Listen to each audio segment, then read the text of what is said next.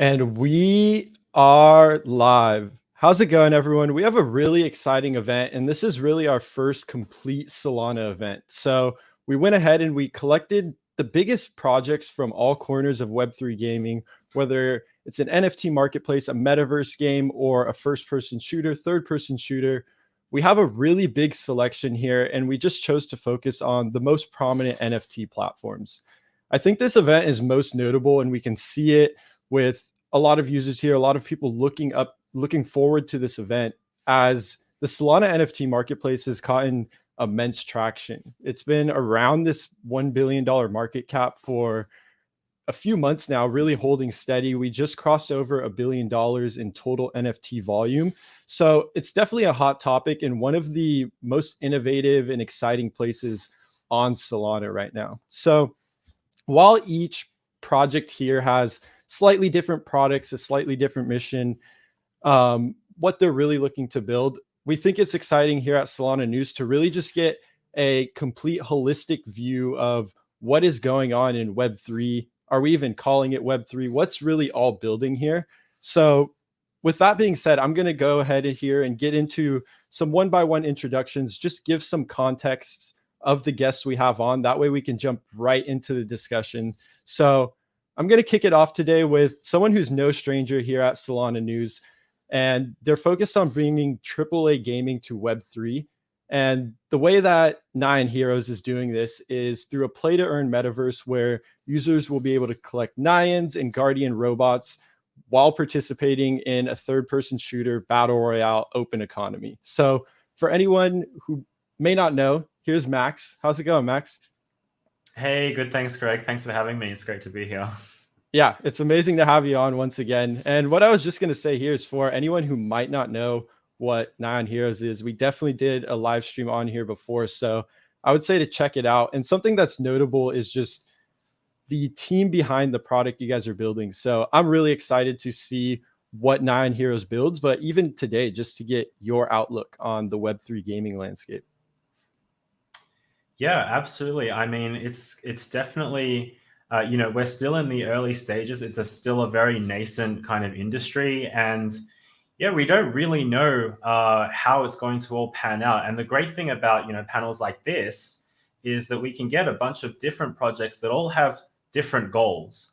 And so, specifically for us, we're trying to bring AAA gaming to the Solana ecosystem. We really want to position ourselves next to other AAA games on platforms that you see on Twitch, for example. So yeah, it's just really exciting to be in this space right now, and can't wait to see what the future brings. 2022 is going to be a great year, but in the next 2 to 5 years, I think the landscape of Web3 is going to completely change. 100%. And I'm really excited to get into this here. I'm going to jump over to our next project and excited to get into the questions with you soon, Max. Thank you. Yeah. Awesome. So again, I figured we'd start with introducing the people who are no strangers here to Solana News. The next game is going to be Mini Royale Nations. And specifically, we've been covering this project a lot. We covered them very early on. We were active in the open beta, and now we're actually streaming a series, Traders to Gamers. Myself and Tom, one of our members of the DeFi Direct team, have just been hopping on for an hour, a couple hours, most days, and really just trying the game out and grinding. And I think what's most notable about Mini Royale Nations is that it is a browser-based first-person shooter. It looks to easily onboard users, make it quick to share, quick to hop in a lobby. And the team has seen massive success, logging over 2 million users, and the team at Fairway quickly scaling to towards 100 employees. So with that being said, we of course have co-founder Alex Paley on. How's it going, Alex? Pretty good. Yeah, it's great to have you on. And just to add on here for someone or for people who haven't been keeping up on the content we've been putting out together, most notably, it's exciting that you have previous experience at Glue and Scopely and are quickly building a actual robust studio. So definitely excited to get your input on everything that's building in the Web3 sector currently. I'm definitely happy to be here. And you did me a great intro, so I don't really know what to add. No, that's perfect. That's the point of this. I really wanted to save most of the discussion for the questions. So with that, we're going to jump over to portals. So I'll get into that introduction. We're getting through the list here. So great. That was Alex. And I'm sure we'll hear tons of good points there coming in the future, considering his background. And our next guest, as I leaked, is Portals. And again, they are building another web base. So we're starting to see some sort of theme here, having this easy onboarding for users, trying to reduce friction. But specifically, Portals is a Web3 metaverse platform that's building a dense concrete jungle. I was reading up somewhere that you guys are looking to be a virtual Neo Tokyo or New York, known as Portals Downtown, where users can have hundreds of interactions. So, how's it going, Gomez? You're the CEO at Portals. Really exciting to have you on, man. Good. Thank you for having me.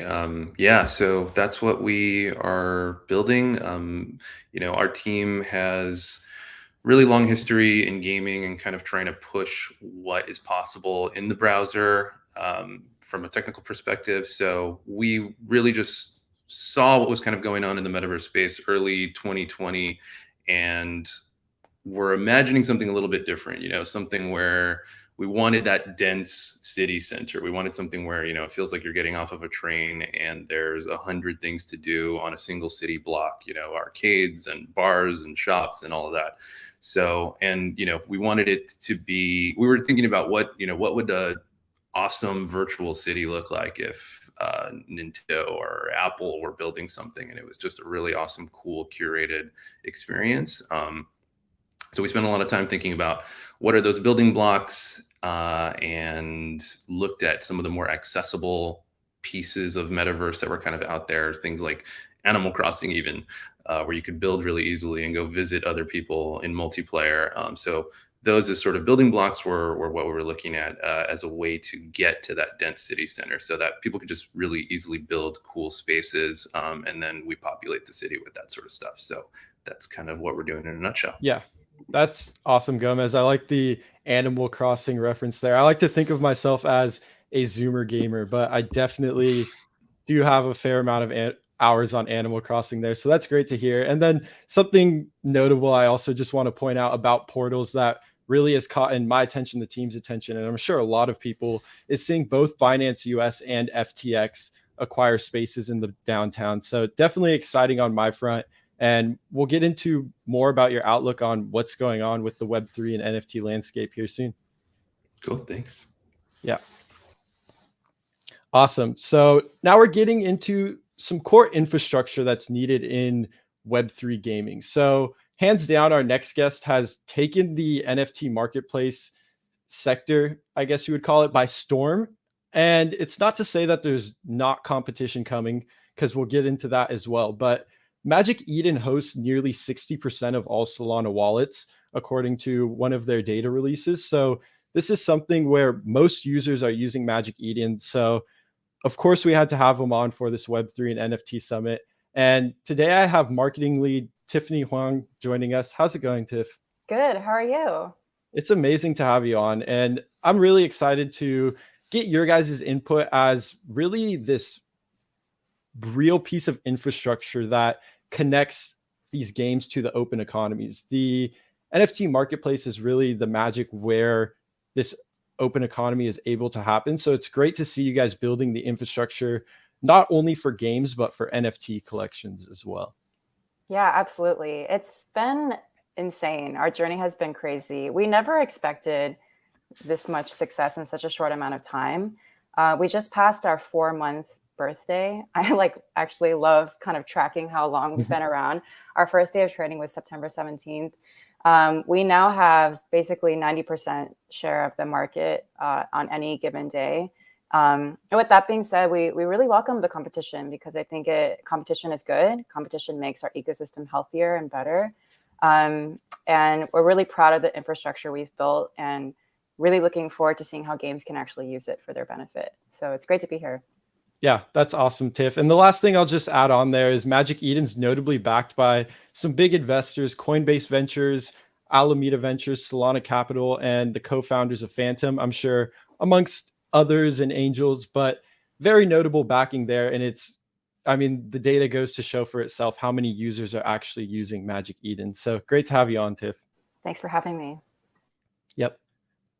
Awesome. So our last guest on here that we'll be doing introductions with is really interesting. I think there's a specific vertical Fractal Marketplace is looking to attack. They had a very unique launch in the sense that they airdropped 100,000 NFTs to users. There was a slight hiccup, but these are things you see go on in startups. So it's amazing to see how the team reacted to this and really look to base what they're building, listen to the community, and jump on and just be willing to work. So I kind of jumped around on this introduction a little bit, but Fractal is specifically building a NFT marketplace and platform for Web3 gaming. So this guest is very suited here, and I'm curious how Justin Kahn, co-founder of Fractal, is looking to really differentiate and make Fractal a leading platform specifically for Web3 gaming, considering you do have a good experience on making gaming platforms. How's it going, Justin? What's up, Greg? How are you? It's great. It's amazing to have you on there. I don't know if there's too much you want to add on there. I jumped around a little bit, but we can get right into questions from here if you don't want to add anything. Yeah, I'll just say that, Fractal, my goal of building Fractal is to build a marketplace for gaming assets, gaming NFTs. We want players to be able to discover, buy, and sell gaming. We only care about gaming. My background is in gaming with co-founding Twitch. I guess it was 11 years ago now. And so just really excited about the prospect of what people are building. All the people on this call, especially, are building. And so we want to make we're trying to just figure out how we can best support gaming companies and games, because that's what we love. And that's what we're excited about. Definitely. Excited to be here. Thank you. Yeah, Justin, really exciting. We're just going to flood everyone in here and we'll get into the first question. So we'll just wait everyone to get populated in here. And my first question is just really broad in general. We went ahead, Max and I discussed this a little bit. We were really talking about, okay, what is this specific sector? Is it Web3 gaming? Is it blockchain gaming? You also have this idea of NFTs and PFPs. There's a lot of different terms. And I think something I've found in Web3 is most of these terms overlap. I'm curious, what are your guys' thought on the term Web3 gaming? Is this what you're building? Do you have a better explanation for this? And we can just start from the top here, starting with Max and go through the order that we did introductions in. Yeah, I mean, I definitely think that there's a lot of different terminology being thrown around. And I guess some of it is semantics. It doesn't really matter, per se, like what you want to call it. But I do have a few personal preferences. So, for example, Web3 gaming and blockchain gaming, I think both make sense to me as a term to describe the product that we're building. But other terms, for example, like GameFi, is something that I tend to try and stay away from. I don't know, just because of some potential connotations around that. But if I had to pick, gun to my head, I'd probably pick Web3 gaming, just because I think it really encapsulates the community aspect of it a lot more, and the whole decentralized aspect of Web3 and blockchain, and then essentially having your own community get involved in your own product. I think that is really important. So I guess Web3 gaming is the terminology I'll be using moving forward. Yeah, definitely. And then we'll jump over to you, Alex, here. I'm curious of your thoughts on this one. It's a good question. I don't like the terms Web3 gaming, PlaytoEarn, GameFi, blockchain gaming. It's just gaming, and we're making games with open economies. So when I call it, if I was to choose anything, it would be open economy gaming. Just because I've spent time in free-to-play closed economies, and the one thing different here is that these are, innately open economies.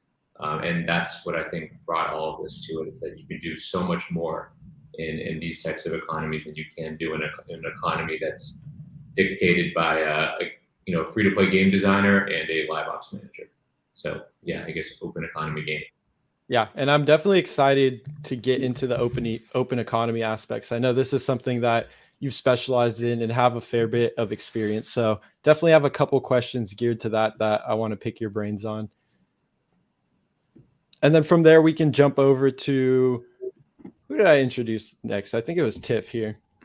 And then Yoon, you can also feel free to jump in here. For anyone who doesn't know, Yoon is business development at Magic Eden, who also just popped in. So nice to have you on here, Yoon. Hey guys, thanks. And yeah, happy to be here, even though it's a little late. No worries.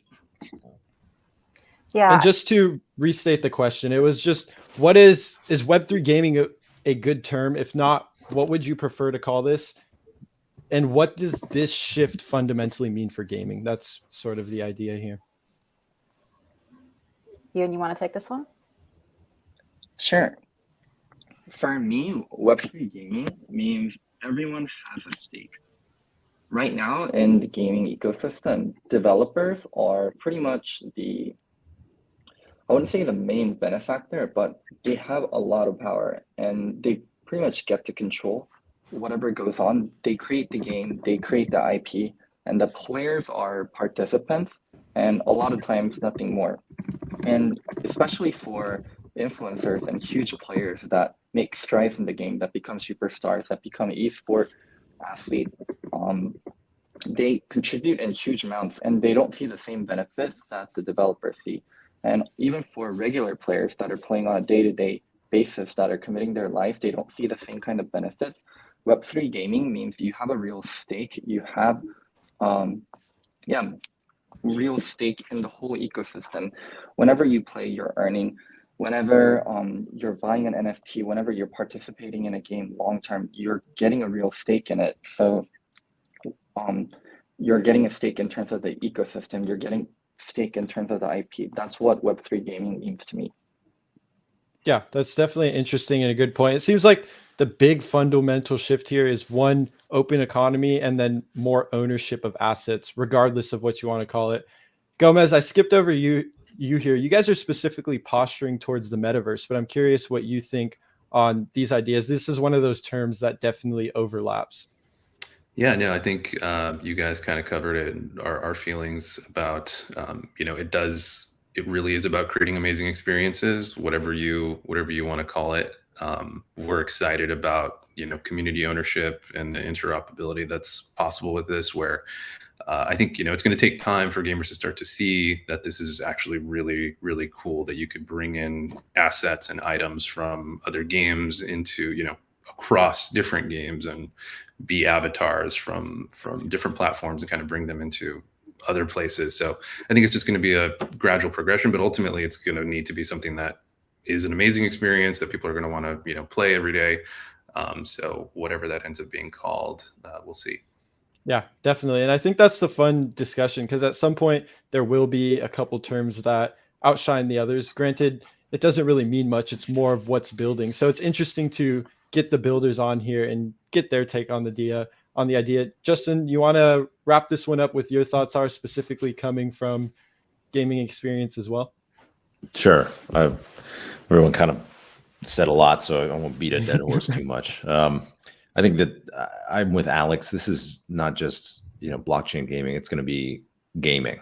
I think this will be NFTs or real digital assets that are open and on a blockchain will be the predominant business model of gaming. Just like free to play started 2008, and now free to play is the predominant model of gaming. This is in 10 years we're going to see this is the way that most games are structured and monetized and how they engage with their community, and I'm excited for that. Definitely. And so I'll flip this. I'll actually keep you up here, Justin, and just start you off with this next question. And big thing, whenever you hear NFT, a word that's very synonymous is community.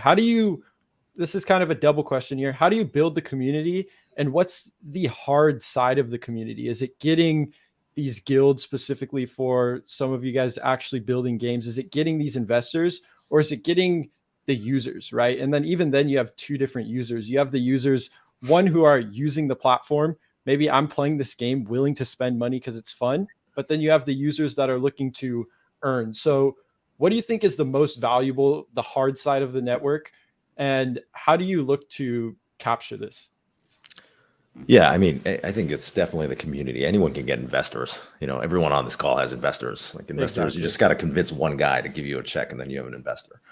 I think the hard part is to build a community and figure out how to engage that community and get them really excited about something. So, you know, what I've seen, and I'm pretty new to this space. Obviously, I have some community building experience with Twitch, but it's really about focusing on. You know, I think what's interesting about this is like people are realizing that communities is almost as important as product, right? And that's kind of a new lens through which people are viewing building technology stuff. And so at you know, like at Fractal and kind of modeling it off of what I see from like some of the great stuff that, you know, Max and Alex and Gomez are doing is like, and that is we're really focused on how do we create experiences for our community? Like how do we whether it's like just as simple as giveaways or like things that we're doing on Discord or like fun contests we're doing on Discord to like, you know, bringing in people, speakers to, you know, creating a, you know, like mini guilds on Fractal that will like go and play in games. Like we're just figuring out like what are the things that we can do that get people talking with each other and engaging with each other within our, you know, Discord and other social spaces that people hang out.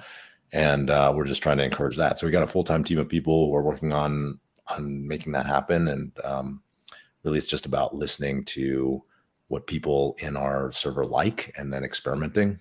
And I don't know, it's kind of fun. Like we're having a lot of fun with it.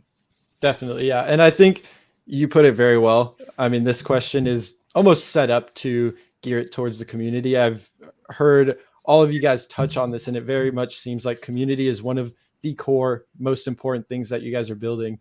And I think we'll take this now to jump over to Gomez. And I'm curious specifically in the position of portals, do you have something to add on this? Like what your specific focus is, maybe how you aim to build a community web-based? And you might be answering this question for Alex as well, but we'll jump over to him next so he can add to that.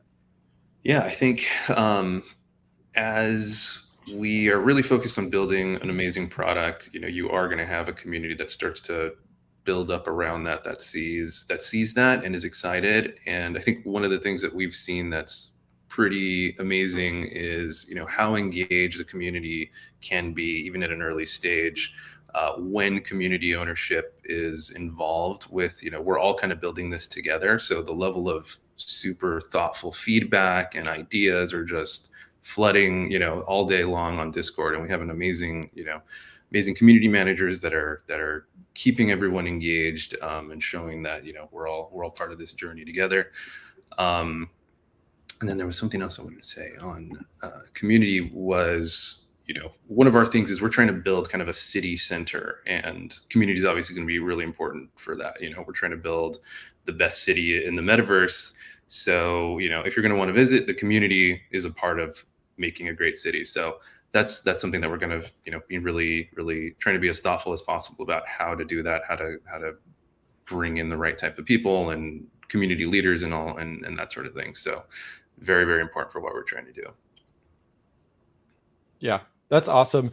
And then in general here, like this is a very, I feel like we're going to start again to beat this with a dead horse. So feel free to just start summarizing. But in general, Alex, I think you guys in specific have a very meticulous approach to how you're building a community. There, you guys understand that there's two different communities. There's an active community. There's players that may just want to jump on your game, earn rewards. And then there's actual like bot communities and communities through this regard. How are you guys going about building your community at Mini Nations? I mean, the way we're building community is just shipping, right? I think most games fail because they never ship. So we focus on shipping updates and engaging with the community on a very deep level, like daily. So I think in the past week, we've shipped like 2 updates. We have like bi-weekly sprints as well as weekly micro releases sometimes. So, I mean, the way that we're building the community is just showing the community that like, blood, sweat, and tears is going into this, and everything the community says is heard by me personally, and I'm responding as well as our community manager, as well as the rest of the team. And we're just building by shipping products and shipping products with community feedback. Yeah, that's awesome. And I do think that's very notable and exciting about mini nations. Like I can jump on here after this stream if I want and play. Yesterday you had an event going on where you're actually playing with users. I think this is this direct feedback sort of thing that's really exciting to see. And we'll jump over here to you guys at Magic Eden. It seems like you guys have definitely built something notable considering the users that you have on your platform. Yeah, absolutely. I can respond to this, and Yoon, feel free to share your thoughts after. I think we actually have a really unique opportunity as a marketplace that's agnostic across categories. In that, I mean, we all know that NFTs are such a beautiful on-ramp into the blockchain in general, right? Like this is something that's accessible, it's fun, and people are looking to buy different types of art, different types of assets. And so as a marketplace, it's really exciting to see like people engage with gaming for the first time, maybe actually, or it's not necessarily that they follow this flow from like a traditional game into an NFT game. I mean, like Alex and so many other people have said, I mean, gaming is just gaming, and it's cool to see people actually discover different types of gaming projects just because like they're on the marketplace. And I think our community is like, first of all, we love to like lovingly refer to them as like our degens or our apes. I mean, these are people who are just super into NFTs and like bullish on Solana and want to figure out like what's something fun and what's something cool they can do with their NFTs. And gaming is like one of many use cases. So, I mean, I think delivering value to our community is really about just like making sure that they're happy, that we share with the best projects with them, and they're having fun along the way. Yoon, anything else you want to add? The only part that I want to add on to is sharing the best projects along the way. One of our jobs as marketplaces is, I wouldn't say a job, but one of the things that we can do is highlight and feature the best games, regardless of the audience that they have. And right now in the ecosystem, it's so hard to stand out as a game. There's so many games that are play to earn, and there's also so many games that are gambling games. They're just games that we highlight as important for us because it means so many people see it. It means they get the kind of exposure that they wouldn't get otherwise. And that's a responsibility I hold pretty greatly. And yeah, try to make sure that the games that we're highlighting are the ones that we want to flourish in the ecosystem.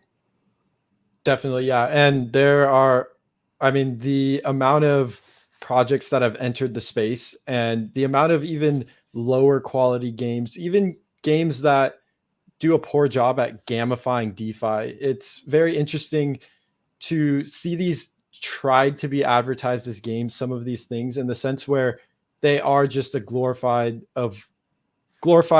yield farm that we saw in the food craze of last year, where you're just hooking up DeFi mechanics to games. So I think that's definitely something that you guys all seem to be taking in mind and actually building this idea of a fun game. Like this is what a lot of these answers fundamentally boil down to. Like if your game is fun, people will play it, people will spend money on it, and they'll stick around. Like I have some questions that really just set up this idea of having a fun game later on. But we'll jump over to you, Max, and just what your thoughts on community, how it's been so far. I know the Nyan Heros community is fairly strong.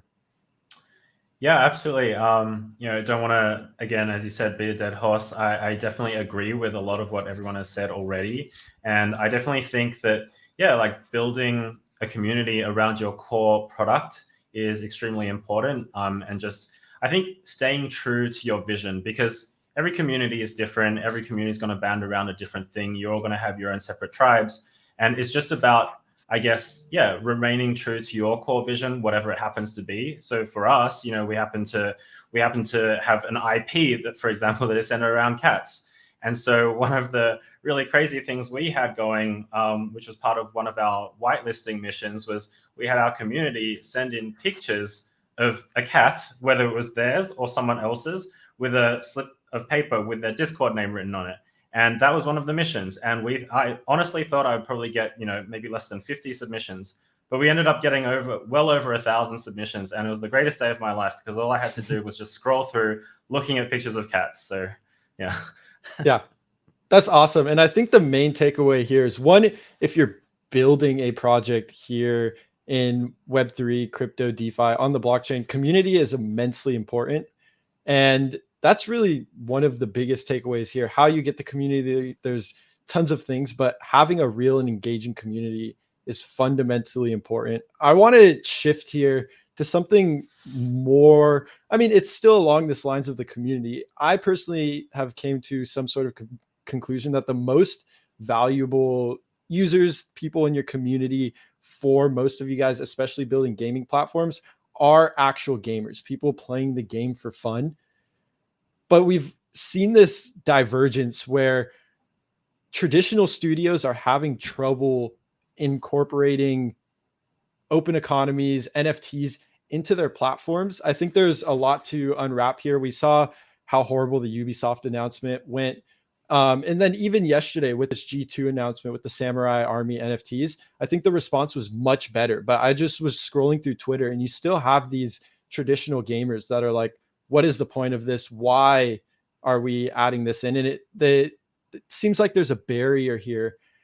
How do we get over this hurdle? And is it an edge for you guys building these systems from the ground up with having this incorporation for mind?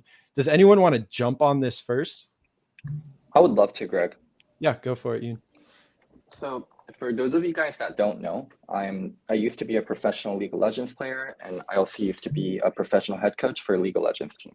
Both in Korea and North America, I used to coach and play for teams like TSM, Team Liquid. So my Twitter is two worlds. It's actually it's majority League of Legends and majority gaming. So most of my following comes from that world. And then recently, in the last 6 months, I've been very much involved with NFTs, with Magic Eden, with my own project, and also just as an NFT collector. You can see my Atom Bomb shirt right now. So a very small portion is the NFT world. And yeah, sometimes I'll post about NFTs and I'll get absolutely destroyed by my fan base. They'll eat me alive, and I keep doing it. And yeah, so I've actually had a lot of arguments, a lot of discussion from the gaming space, so I can kind of give their perspective. From their perspective, NFTs are a scam, and they're very much double down on that, and they don't really want to change their mind, nor they, from their perspective, nor they really need to change their mind.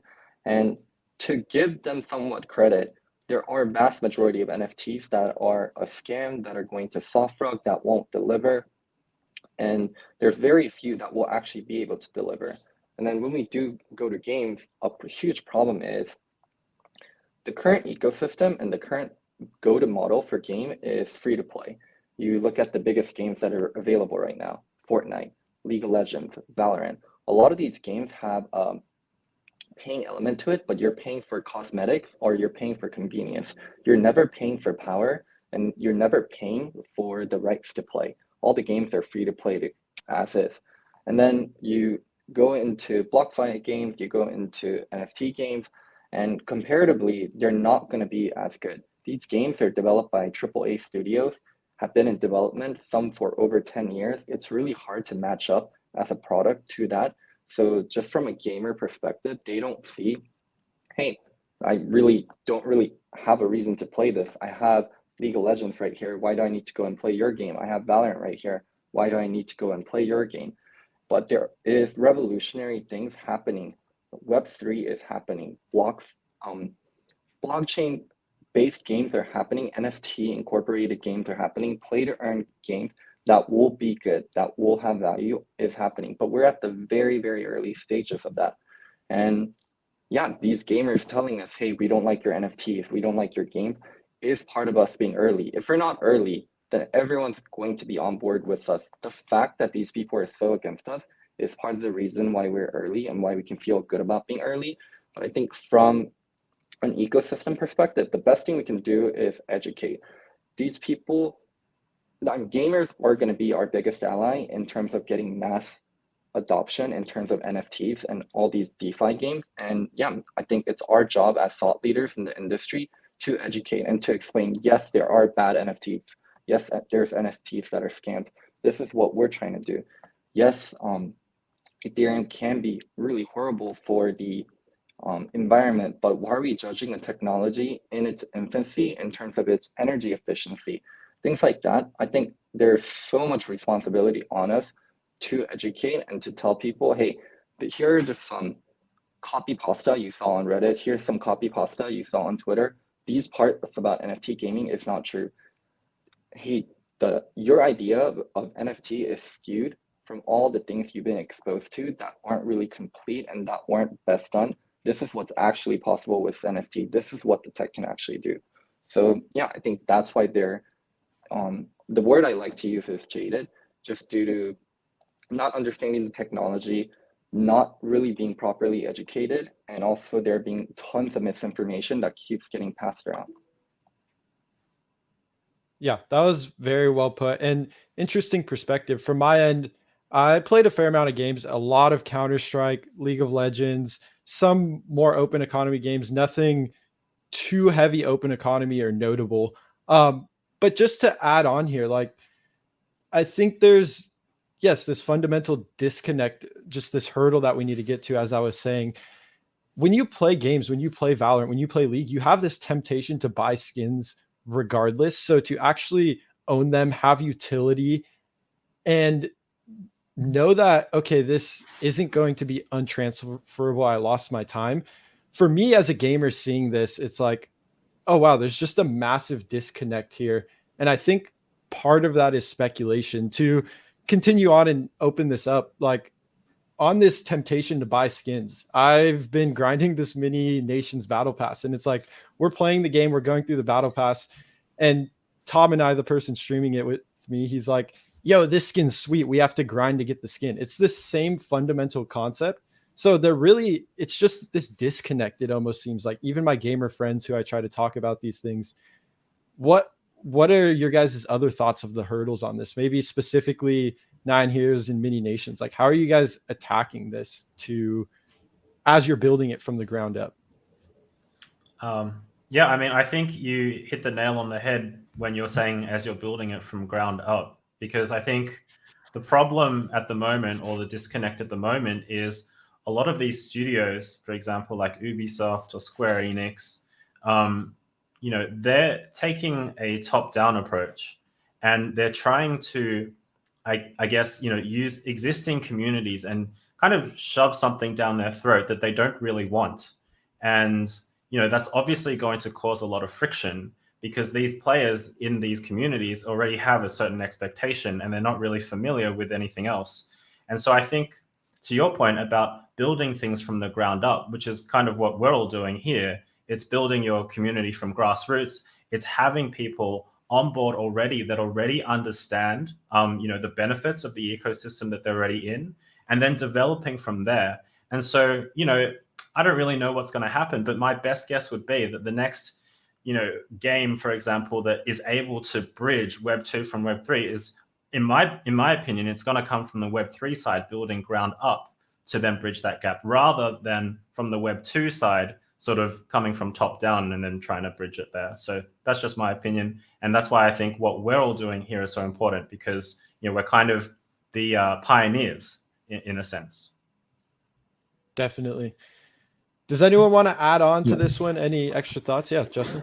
Yeah, one thought is that, when free-to-play gaming came out, there was a huge backlash against that. People were like, oh, we just want to pay up front and don't want to buy things in games. And gamers were like super pissed about free-to-play gaming. And then they were like, these games all suck.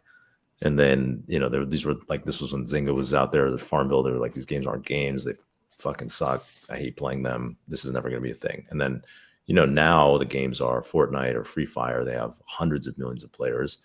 And, the business model, buying things inside of a game, is pretty normal and people engage with it. And I think blockchain gaming will go through a similar arc. I don't know if it'll take 3 or 5 years or 10 years, but, the idea, I think, what you were saying, Greg, the idea that like you can buy things and then have ownership of them inside of a game is actually really to the benefit of the player. And I think as the game experiences improve and as people, kind of get used to that idea, more people get onboarded into these crypto games, and like that'll just become more normal. So this is just something we've seen before, Yeah. That's awesome to hear. And yeah, I agree there. Because when I look at this from my perspective, and it's obviously I've been submerged in Web3 DeFi for the past year and a half or so, it's just so apparent. It's like, I have the temptation to buy these skins anyway. And now I'm sitting here, my friends are trying to get me on Valorant, and they're like, yo, this skin's sick. And I'm like, wait, do I buy more mini Nation Heroes or do I buy this Valorant skin? And it's just a funny contrast there. But a lot of gamers, I don't think, have the evaluation of that contrast is, which takes me into my next question. I think a big thing that was slightly touched on by Yoon here is, I think the speculation scares away a lot of gamers, just because you see these collections get incredibly hard to get into. You do have these things about cash grabs. I'm curious how the marketplaces want to get around this. I know at Magic Eden, they're saying they almost feel like they have an onus not to help poor games launch. I'm curious, how do you curb this speculation inside of a game actually? And I think we start getting into like 1 versus 2 token economies, but just to start, what is the current thought on the speculation, the cash grabs? There's just a lot of capital flowing into the space, and this is something I was touching on briefly yesterday with Magic Eden and Alex. So I'm curious, anyone can jump in here on this, but the speculation and cash grabs, it's good for innovation, bringing talent to the space, but I really think it's scaring away the traditional gamers. I can go ahead, Justin. It's okay. No, please go ahead.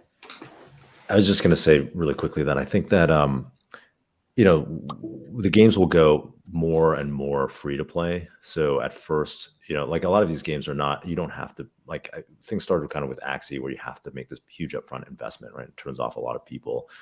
But I think that was kind of a consequence of being on ETH. And one of the benefits of Solana is, like the transactions and minting, and like doesn't have to be super expensive, right? So you could have these NFTs be much cheaper for people to play a basic version of the game. I mean, there's still an incentive from the companies to like launch a collection that people want, that's like rare and people will pay for, because that's a way to funding the game and getting capital, which is awesome. It's kind of like a new Kickstarter for games. But I think there will be more free to play over time.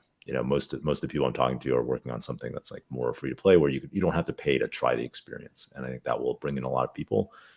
And then in terms of like scams and rugs, like, I think it's the marketplaces, Magic Eden's doing this, we're doing this. Like, we want to focus on making it a safe environment for people who are participating, right? So like we interview all the people that we put on our marketplace and make sure that they're docs to us actually, so that we have some confidence that this isn't a rug. They're going to try to, they're delivering their game or experience, whatever it is. And I think that's important. And I'm sure, Tiff and you guys are doing similar stuff, Yeah, it's like a really interesting time right now as an NFT marketplace. I'm sure anybody who's looked at our Twitter in the last 48 hours has seen, like, I jokingly call it like the civil war that's happening on Magic Eden's Twitter, which is like, on one side, you have a lot of people who are like, oh, you shouldn't like let certain collections come in, and like this makes Solana look bad.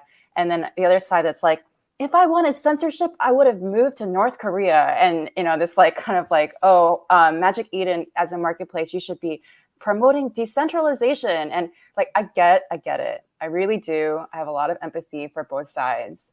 We as a marketplace are making the conscious decision to move more towards an open listings marketplace, but doing it in a very careful intention and way where we are actually providing people information so that they can make their own decisions, right? And this is not just gaming. This is like across all categories.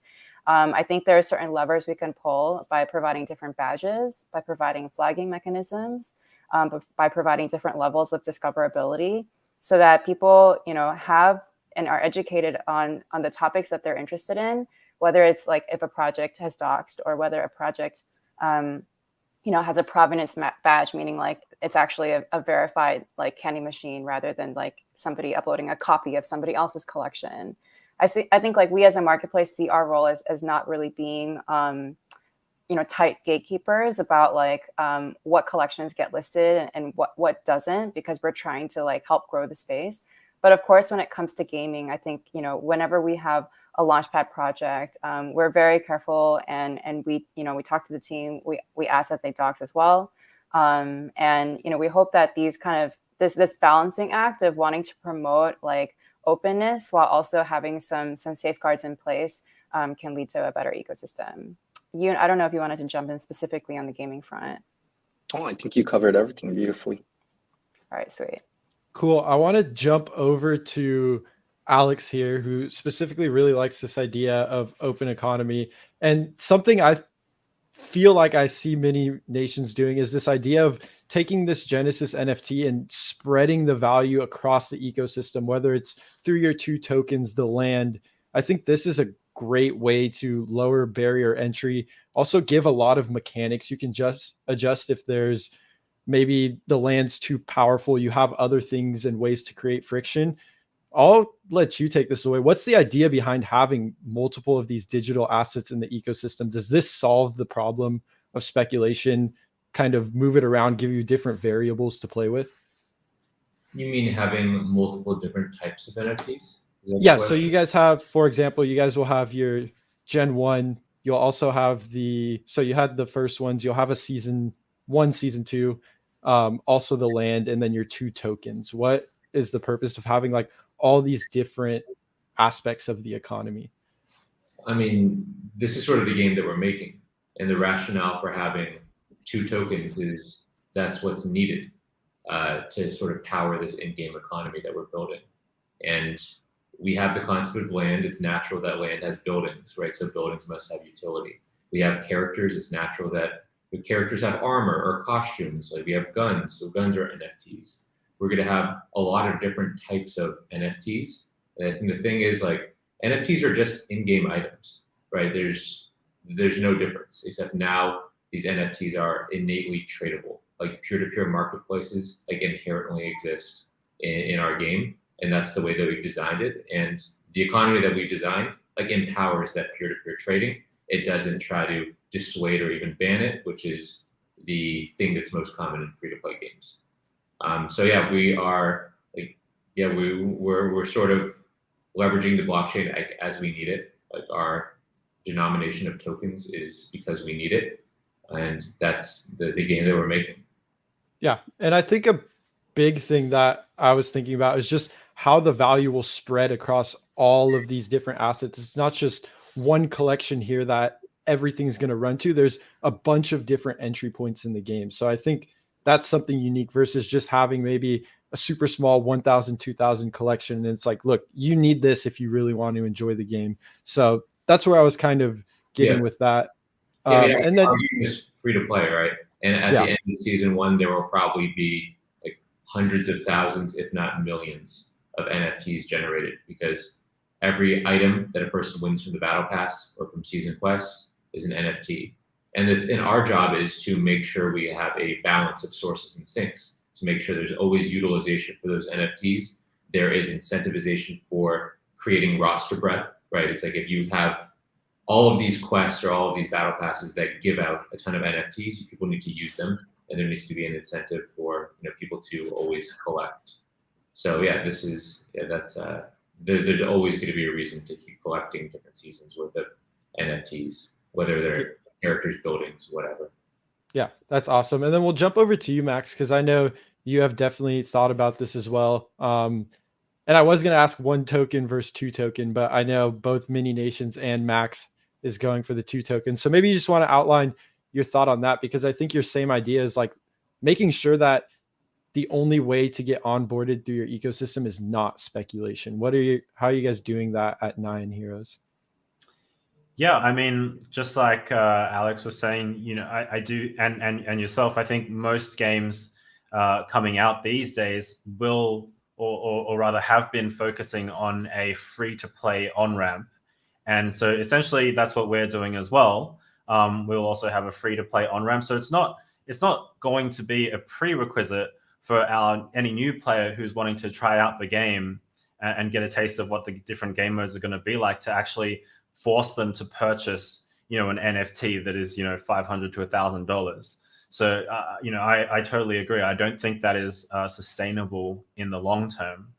And so, yeah, I mean, we have a free-to-play on-ramp as well. And to your point about the dual token system, I think we've kind of discussed this at length, in that, you can't really I guess, power a game economy with just a single token. I think we've seen that just doesn't really work.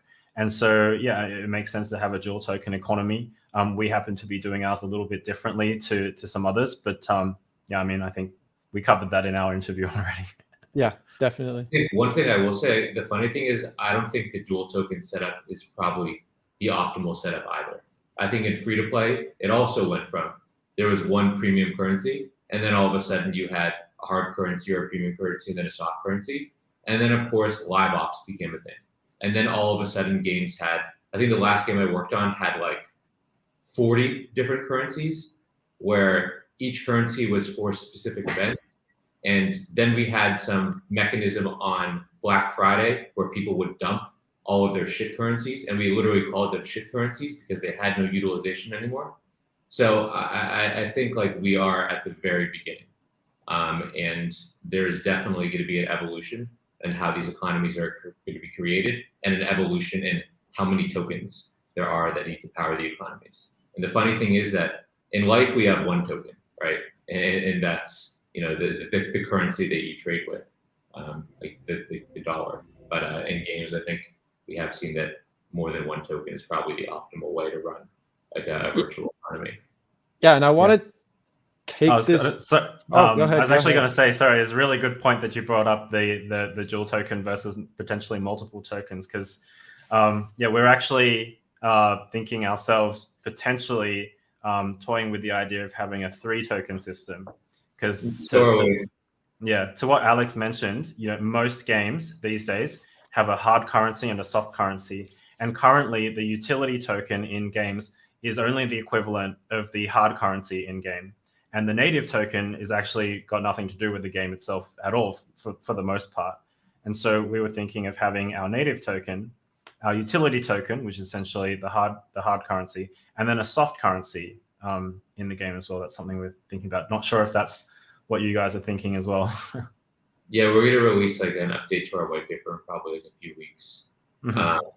But I think the thing that we've seen with a lot of games that have like the concept of a governance token, to mix like in-game utilization with like long-term holding or governance is sort of it's 2 very divergent paths. Like in one sense, you want to hold the thing, and in another sense, you need to spend it. So we're thinking about breaking up that governance token into one token that is legitimately governance with holding benefits, and then a separate token that does have more in-game utilization. Mm-hmm. Yeah, and I want to take this just a bit further. Like, game economies are nothing new. This is obviously what you're touching on, Alex. What do you think are good examples to look at? I mean, I haven't played too many like crazy vibrant open economies. I have played this one game, Realm of the Mad God. It's like a flash player, bullet hell, permadeath. Yeah. And like that game's great. It has this open economy, except for the fact where you have like these 2 massive events in the game where very early on duping came and it just smashed the economy. And then very late on duping came again and smashed the economy. That's a little bit of a different thing, but what games have done this well? I mean, RuneScape seemed to do fine. These all had these third-party gray markets. What can you take away? Who do you guys think did this well that you're kind of thinking about as you go through and design these things? As far as open economies, or just just in general? Yeah, I mean, I guess like Eve, right? I think everybody okay, like Web3 references like Eve as like a very interesting pseudo IRL type of open economy. And the funny thing is, it's still closed. Right? There's so much more they can do to open it up. But I think when we talk about like Web3, there's a lot of references to RuneScape, to Eve, to World of Warcraft. Like Guild Wars also had a massive like gray market economy that existed outside the game. But still, like we haven't really seen a lot of truly open economies. So a lot of the examples we're looking towards when we design things are like real world economies, right? It's like Eve was famous for bringing in, I think it was like the economics head of Greece or something like that to go and try to figure out how to make the Eve economy work. And I think that's probably a good strategy, because the types of economies that we're creating right now are probably more similar to IRL economies than to pre-existing like free-to-play closed economies. Yeah, that's sweet.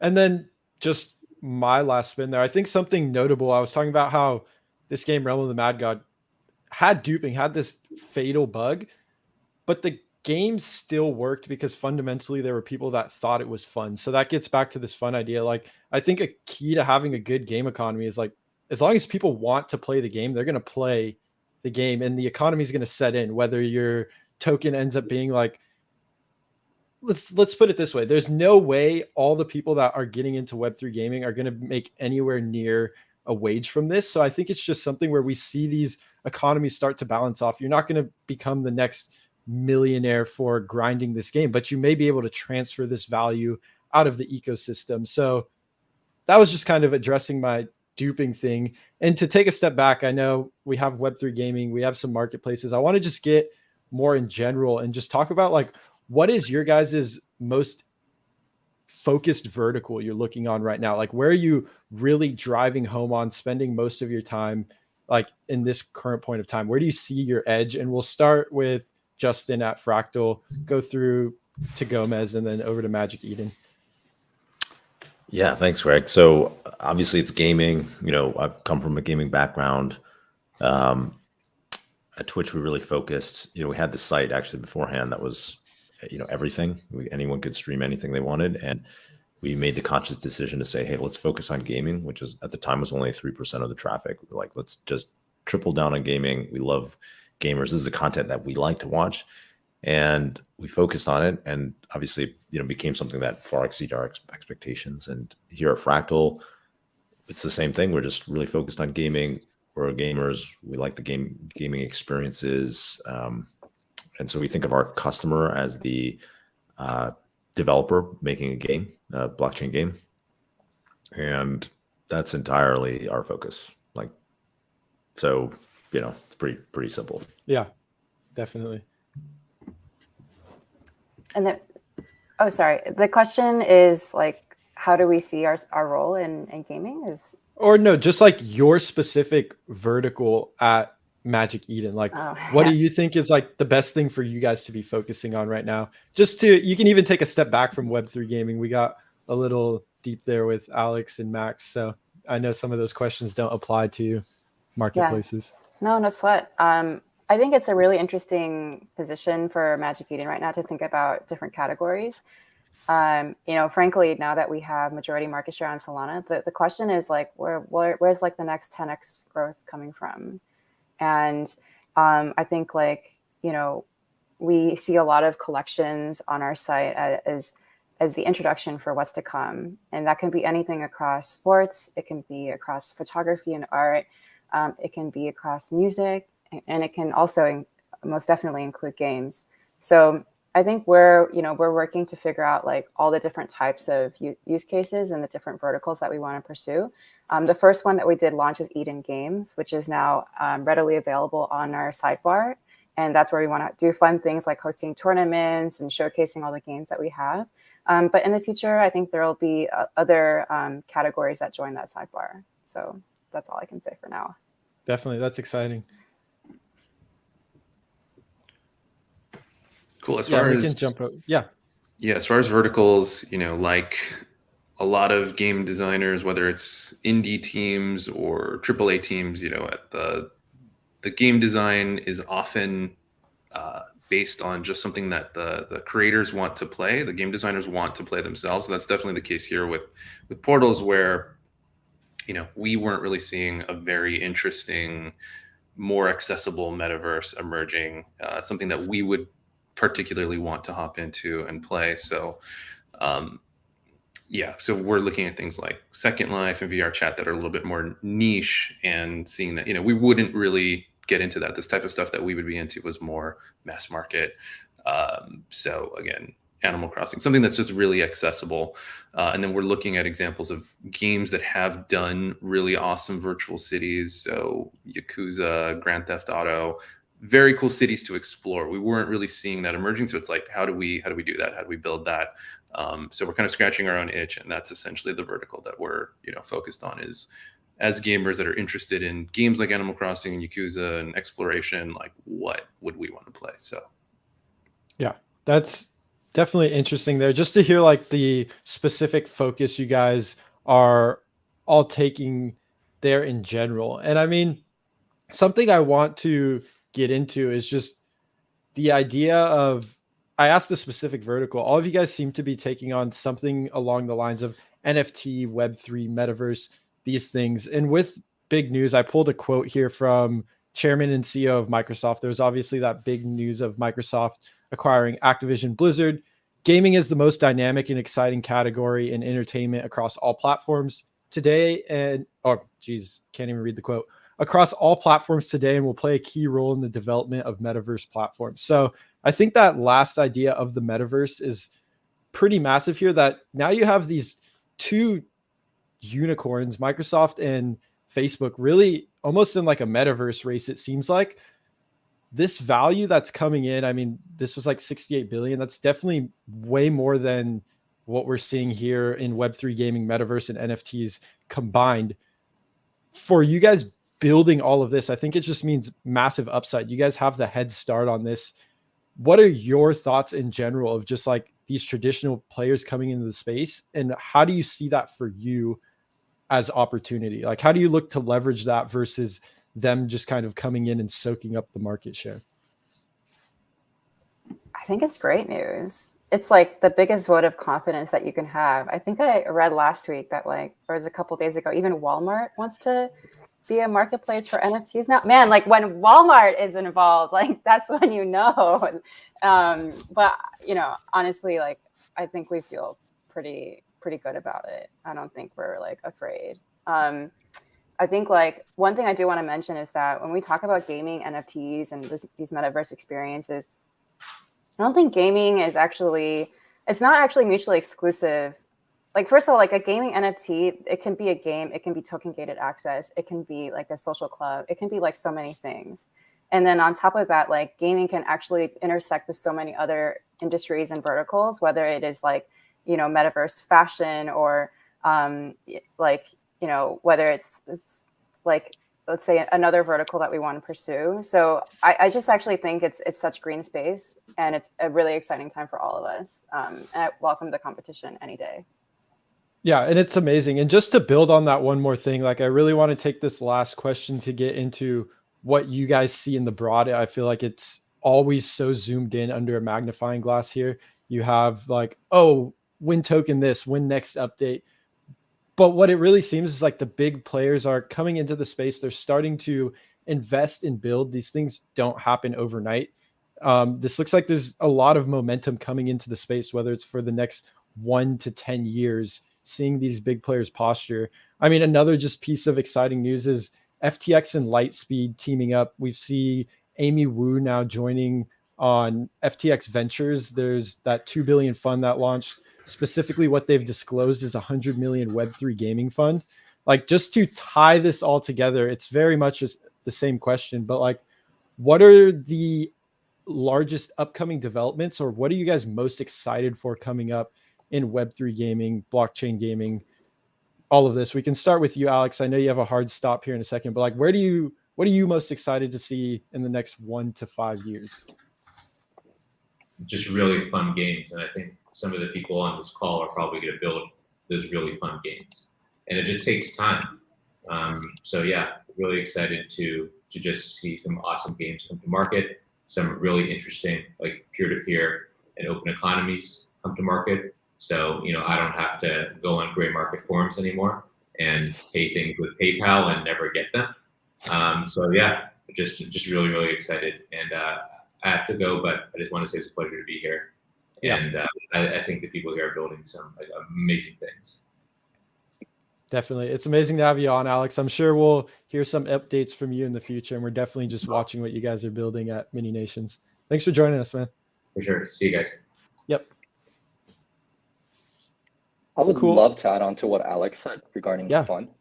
I think really fun games is the only way we're going to win the majority of our audience. We can talk all day about Web3. We can talk all day about owning something. We can talk all day about owning an asset that can be used across multiple platforms. But at the end of the day, gamers play games because it's fun. They don't play games for status. They don't play games because, oh, I'm going to be able to earn money. Like, you can still do that in traditional games. If you really want to make money playing games, go play MapleStory, go play World of Warcraft. You can grind away and you can get real money for the items you grind away at. I think for Web3 to win and for Web3 games to get real massive amounts of people playing them, people have to develop that's, first of all, just fun. People want to play games to have fun. People want to play games to spend time with their friends. And if we develop a product that is as fun or more fun than the traditional titles out there, that's going to be the real game changer.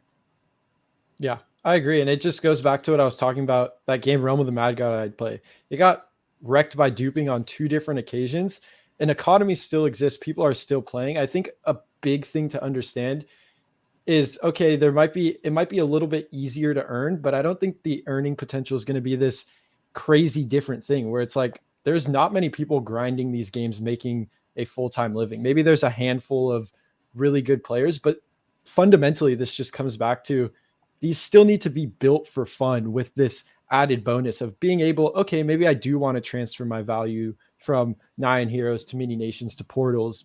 And I think that's the real power. And we'll keep going here to wrap this up here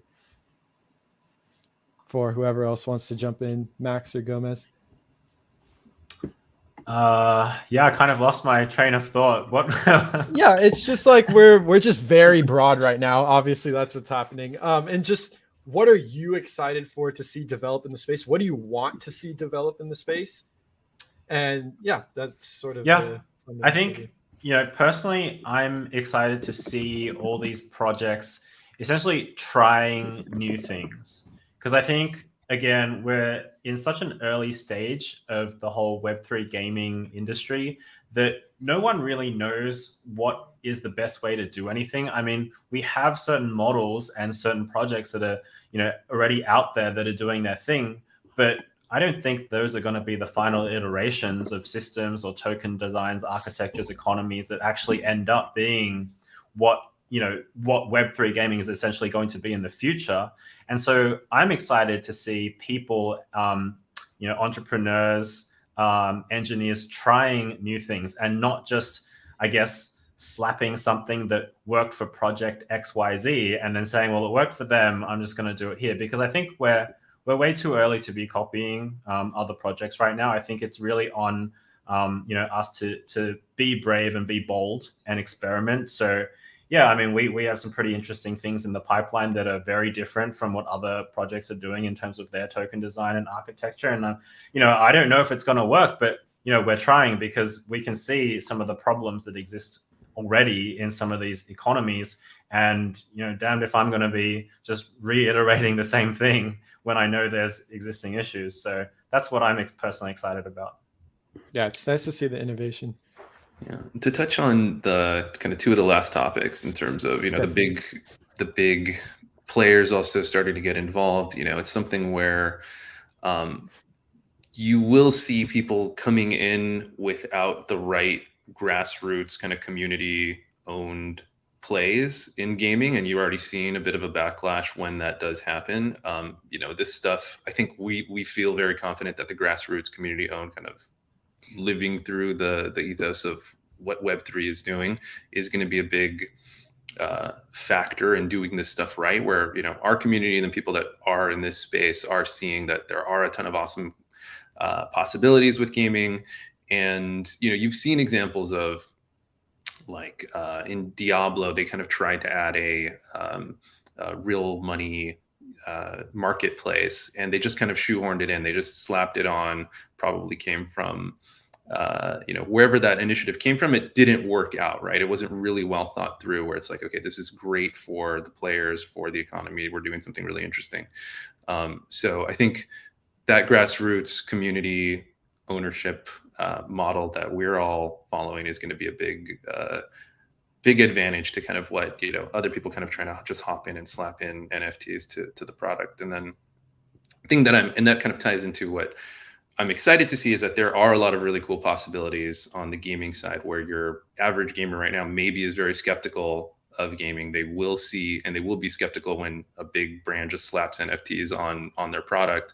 But I'm excited to see that people like me and the people that are in this space that are very, very serious gamers and are discerning gamers and do see the possibilities, that we'll be able to kind of open the door and show the way to the more average, people that are not necessarily in the crypto space, to show them eventually that, yeah, this is something that's really cool here with interoperability and all these really cool possibilities. Just as a standard, doesn't matter what kind of games you're into, there's some really cool stuff going on here. So that's what I'm excited to see. Yeah, it's great to see all the innovation in general. And I'm going to wrap this up here. This was an amazing panel. I was just really letting this drag on, seeing how much we can get out of this discussion. And I think it was great. We touched on a lot of things overall. So I just want to appreciate all of you guys for hopping on, really giving your aspects. It's great to have the leading builders in the space come on to these open discussions and really just willing to chat, talk about these things, and just innovate more. Like, this is what's all happening here. It seems like everyone's sharing ideas. Everyone grabbed something from this. I definitely learned a lot, and I'm just excited to see what you guys can build and how this landscape develops. So again, thank you guys for joining so much. And we're definitely going to hear more from you guys. I mean, Max has been on a couple times. I know Magic Eden and Portals have not yet, but here's the first event. We'll definitely have more in the future. So we'd love to have you guys back on. Awesome. Really Thanks appreciate so it. much, This is Greg. great. Absolutely. Yeah. Thanks for having me on. Yeah, definitely. Amazing talking to you guys. And hopefully we'll get some updates soon. Peace, everyone. Cheers. Bye. Thank you. Bye. Bye. Awesome. So that concludes our Web3 Gaming Summit. It was great. I won't wrap it up for too long here as usual, but just in general, taking it all the way from what are we calling this new development of gaming? And we got a lot of different good answers there.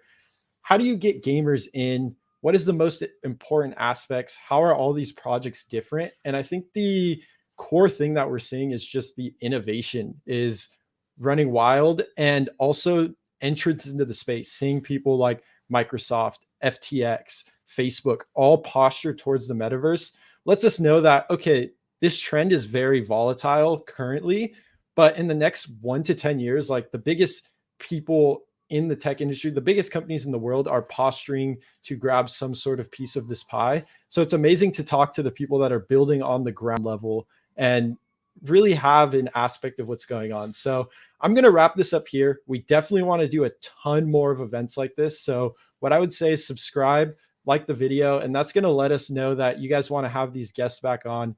And we're going to try our best for our next event to top this one. So appreciate everyone for coming out, and we're going to kick that or end that off there. So thanks, everyone.